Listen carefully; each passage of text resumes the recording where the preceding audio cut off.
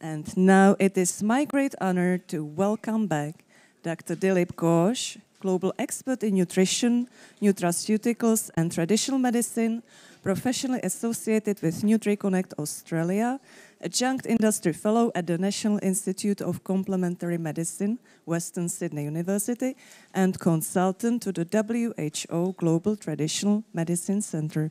Please welcome. So today, my topic is slightly different, although it's very interesting.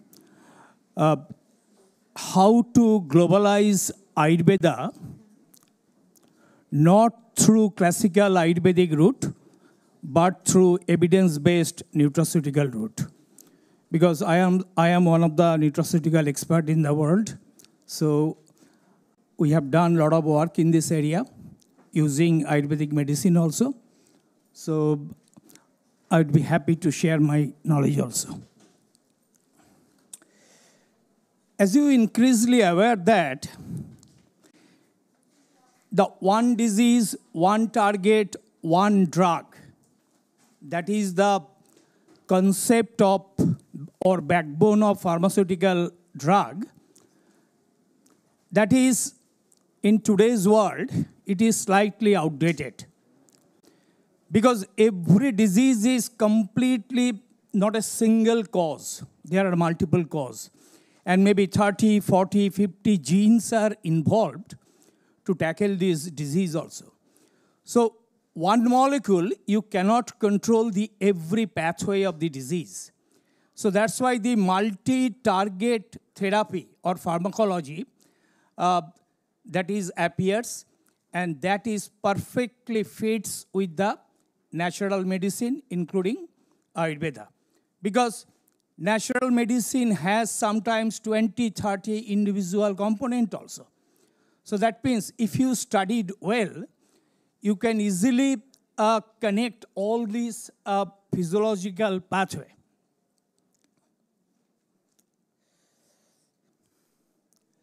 So this is the disclaimer. If I mention any brand or any company name, I can guarantee you there is no financial connection with them. If I use anything, that means I have been in the developmental phase of that research. So that means I own this research. And also, I am not an Ayurvedic practitioner also. But globalization of Ayurveda is not only Ayurvedic practitioners' role. I think it is the policymaker, influencer, or communicator, their role. And I am playing within my capacity, that area. So few books I showed yesterday. These are all published by the CRC Press or Academic Press, the world two top publishing house. If you are interested, you can go through this one. These two books just published. I mentioned yesterday also, I have only limited time today. So, Ayurveda, shining globally. Maybe I met 30, 40 people here. They are directly involved with Ayurveda. And within these 350 to 400 people, 50 people directly involved with Ayurveda is a good number. You can see the contribution from Ayurveda. I am not going to explain every slide. It will take 1 hour. The respirine to polysaccharides, you can see all sources from the Ayurvedic herbs, from Raufelia, Serpentina, Totinospora, cordiafolia. This is one very good slide, one eye-opening slide. And everybody should know that.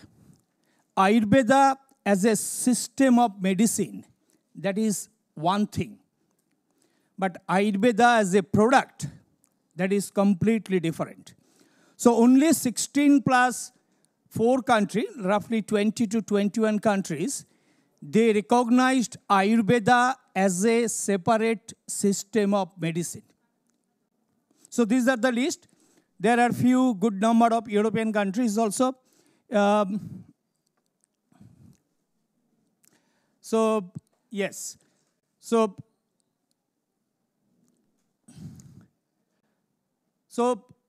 Ayurveda pharmacopoeia, I think there are, some 121 pharmacopoeia in Ayurveda, small to big one. So these are recognized in Sri Lanka, Nepal, and Bangladesh.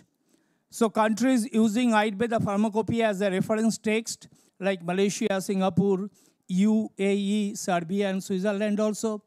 And Switzerland, it is very prominent because the Swiss Medic, who is the regulatory bodies in Switzerland, they also recognized these Ayurvedic pharmacopoeia. This is last month, the Ministry of Ayush, 25 country-to-country MOUs is just 1 year, 52 institute-to-institute MOUs, and 5 Ayush chair MOU also. The ministry signed only last year. And we got one Ayush chair in Australia also, 1 year back. I worked hard for 1.5 years. Then we got the Ayurveda chair in Australia also. Sorry. So you can see these are all shining picture. Ayush startup, 40,000 active MSc ME. This is a very good number. Growth, 20,000 crores rupees to 1.5 lakhs crores. That means 7.1% one times increase in 7 years. That's a phenomenal growth in Ayurveda. Global market is $120 billion. But it is some sort of inflated figure because when we are talking about global market, we include both Ayurvedic formulation product and also the Ayurvedic ingredients or extract. Ayurvedic ingredients, almost 80% of this number, only 20% is the formulation part. So because those countries, they recognize Ayurveda as a separate system of medicine, they can import all this Ayurvedic formulation. And many previous speaker, they mentioned, WHO set up 3 years back. That is the Global Center for Traditional Medicine in India. 172 countries are involved there. And India is leading this center. And I was nominated last year consultant at WHO GTMC also. So these are the benefit. I think India will get a lot of benefit from this WHO center because still Ayurveda is good for Indian market, but not good for the foreign market because they don't have such high-level documentation also to convince the overseas regulator to approve the products also. There are many challenges. Pre-globalization, acceptability is one of the challenge. Adaptability is another challenge. Post-globalization is managing knowledge because there are not many Ayurvedic practitioners or Ayurvedic knowledge person who can disseminate this knowledge also. So this is one of the big challenge. Integration with the other medical system, whether it is allopathic medicine or a traditional Chinese medicine or bush medicine in Australia also, and the competition. Because when you go to disease control or disease treatment with allopathic medicine, there will be a huge, huge competition. Because Ayurveda, it is not like the paracetamol. You take within 20 minutes, the fever will drop. So people has to wait. And just I'm sharing one knowledge. I launched one product based on Bacopa. That is for cognitive enhancement. But the post-market feedback, when people are taking this medicine, they thought it will act like a magic. So within few hours or within few days, I will get some benefit. But it is not like that. You have to wait at least few weeks to few months also. So that is competition is one of the area. And if you see the WHO state, 172 state, what difficulties they face, lack of research data, lack of financial support, lack of mechanism and monitor safety also, to the lack of appropriate mechanism to control and regulate also. So some 98% and some maybe 20% also. So I will give you one case studies, that is fenugreek. I have done a lot of work in this area, and I published this a big book on fenugreek. If you see the title is Traditional to Modern Medicinal Movement. How you can translate the traditional knowledge into the modern medicinal way. This is the book. If you are interested, there are 27 chapters. 90% are based on the clinical trials, and these are all double-blinded, placebo-controlled trials. So you know fenugreek. So we called methi in India. It's very, very popular in Egypt, Middle Eastern country, outside India also. Flavoring agent, culinary spice, and food. It is mentioned in the Ayurvedic, Greek, and Latin Pharmacopoeia, USP Herbal Medicine Compendium. 4,000 years very old use of things, abundantly available, and the safety dose is very high, 100 to 150 gram. So I am going to skip these things. So what we did, we isolated 4 active components from the fenugreek extract. Amino acid part, this is mostly the 4-hydroxyleucine. We isolated alkaloid part, that is for antioxidant protective. We isolated glycoside part, that is anti-inflammatory. And we isolated very special type of fibers, that is the glucomannan from this one. We have 88 patents only on fenugreek. Can you believe that one? Only on fenugreek we have 88 patents. And we have published so far 101 scientific articles in a peer-reviewed journal also. You can see this area, amino acid, alkaloid, glucoside, saponin, soluble fiber, insoluble fiber, and protein plus fiber. The green means the product already in the market. It is not only Indian market, it is present in the Western market also. And you can see the disease area we are covering.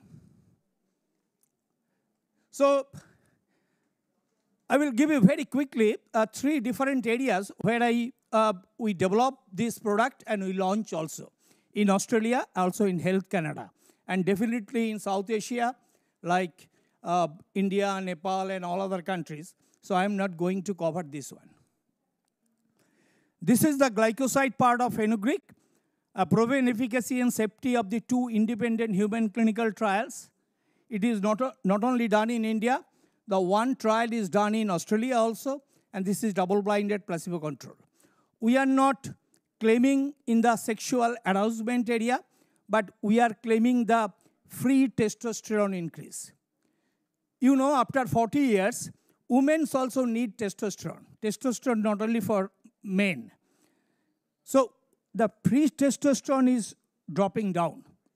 We have to increase this to maintain our all activities. But this one, this fenugreek particular fraction, they increase your free testosterone. It is not under that called illegal drug for the sportsman. Because it is not directly things, it indirectly increases the free testosterone. And it is approved in Australia, Health Canada, and Food Safety Standard Authority in India. So these are the 2 studies we have done. One is the single dose study in India, and another one in the multiple dose 8-week study in USA also. And both are double-blinded placebo-controlled trial. So approved health claims, maintain, support healthy body, fat, muscle composition in male athlete, maintain, support the testosterone level in the healthy males.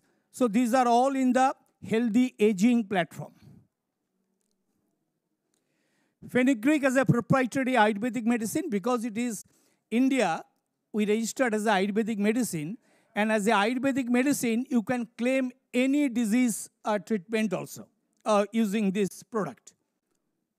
It is the sugar hill, that is the amino acid part, especially the 4-hydroxyleucine part.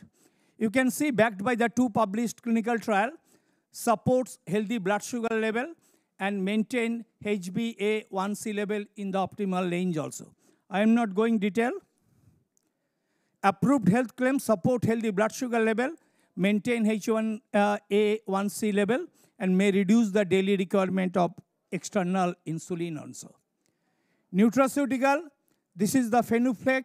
It is one of the hottest products in the market now, because the fenugreek that fiber has 23% of protein. So we are taking all natural protein from peas or some other sources. But fenugreek is the new phenomenon in this area. So we debitterized, because fenugreek is very bitter. We debitterized and defat. So only protein you can get. So manage blood glucose sugar level, lowered GI, and improved gut health. The only fiber in the market with protein in it. When you compare the amino acid component, you can see there are a fantastic balance of good amino acids also. This is the health benefit. You can add in the cereal, beverage, breads, noodles, and powders also.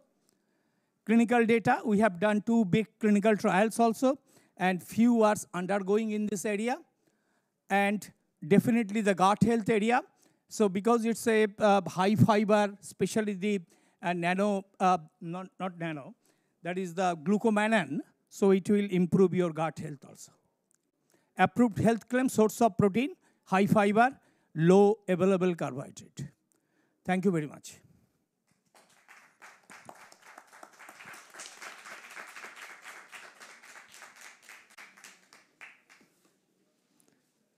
Any quick question? Or I am here. Thank you. Thank you very much, Dr. Ghosh, for your insightful presentation.